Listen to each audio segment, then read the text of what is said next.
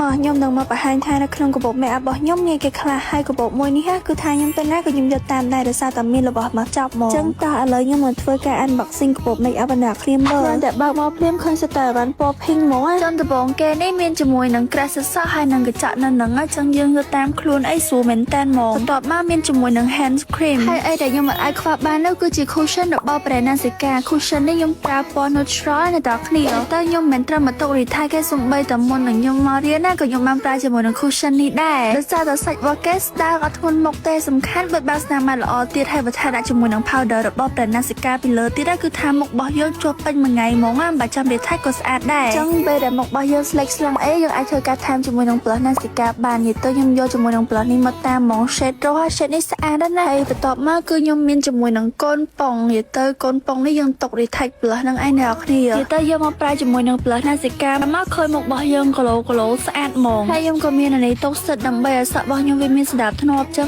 បើថា cream វិញគឺខ្ញុំដាក់មកឡើងគ្រប់ប្រភេទហ្មងអ្នកគ្នាដើម្បីងាយស្រួលថែមថ្ងៃខ្លះខ្ញុំលាបគីឡូថ្ងៃខ្លះខ្ញុំលាប matte ចឹងណាបន្ទាប់មកក៏យើងអត់ភ្លេចដែរជាមួយនឹងតាគៀប My Melody ដើម្បីទុកគៀបសក់ទុកវែកសក់អីចឹងណានិយាយទៅរបស់នៅក្នុងនេះខ្ញុំដាក់មកគ្រប់មុខចឹងដើម្បីពេលដែលខ្ញុំទៅថតឬក៏អីចឹងខ្ញុំស្រួលមែនតើមកអ្នកគ្នាអត់បាច់ពិបាកទេតែរបស់ខ្ញុំមានគ្រប់មុខចឹងស្រួលមែនតើមិនថាខ្ញុំទៅថតទៅដើរលេងទៅណាទេគឺយើងងាយស្រួលថែមចឹងអ្នកគ្នានៅក្នុងកាបូប make up របស់ខ្ញុំគឺមានតែប៉ុណ្្នឹងឯងយ៉ាតែប៉ុណ្្នឹងអីឡើងច្រើនហើយ anyway hope you guys like this video ហើយបើអ្នកគ្នាចង់ឲ្យ make up ស្អាតណាកុំភ្លេចជាមួយនឹង brand Nasica ណា bye bye